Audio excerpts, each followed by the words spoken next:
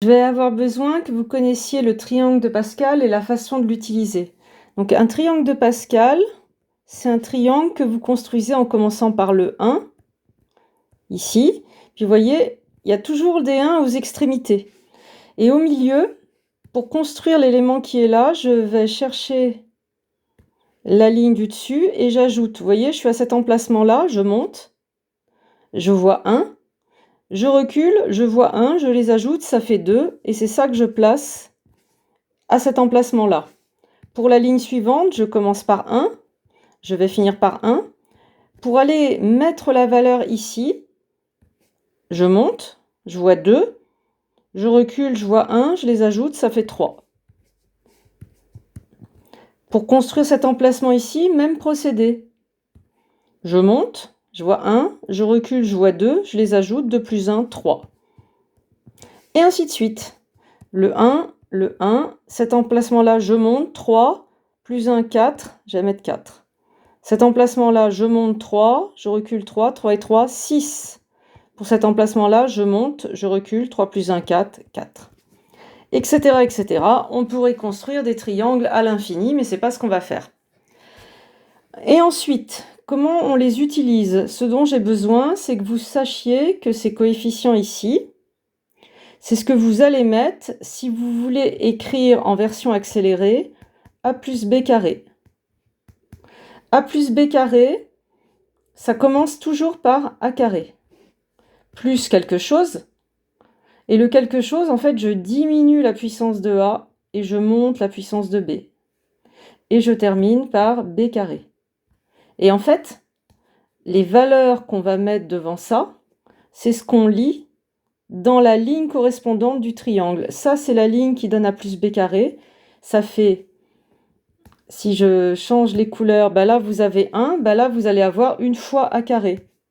Et comme le 1 ne compte pas dans un produit, c'est pour ça qu'en général, on ne le met pas. Dans ma ligne, vous voyez le 2. Et bien le 2, c'est ce que vous allez mettre ici. Et enfin, devant b carré, bah, vous allez mettre 1, mais vous avez compris, je l'ai illustré ici avec le 1 orange, ça ne sert à rien. Plus une fois b carré, donc plus b carré.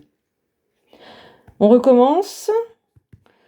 La ligne ici, elle peut vous servir pour a plus b au cube. A plus b au cube, ça commence toujours par a cube, et ça se finira par b cube. Ensuite, je baisse la puissance de a, je monte celle de b. Je baisse la puissance de a, je monte la puissance de b. Et je m'arrête quand j'ai atteint b cube et il n'y a plus de puissance de a. Et qu'est-ce que je mets devant tout ça? Eh bien, je mets les coefs de ma ligne de triangle de Pascal. Une fois a au cube, plus 3 a carré b, plus ici 3 a b carré. Donc ce 3 rouge que j'observe là, plus une fois b au cube. Je recommence une dernière fois avec a plus b puissance 4. Vous avez compris comment ça marche? Là, vous allez mettre a puissance 4. Ensuite, vous faites baisser la puissance de a. Vous mettez a cube. Vous montez celle de b, a cube b. Ensuite, vous aurez a carré. Il y aura un coef devant. Vous montez la puissance de b, b carré. Vous continuez. Vous baissez la puissance de a, vous montez celle de b. Et vous vous arrêtez quand vous avez atteint b4. Et après, vos coefs, une fois a4, plus là 4, a cube b, plus 6 a 2b2, plus 4 ab cube, plus b4, etc., etc.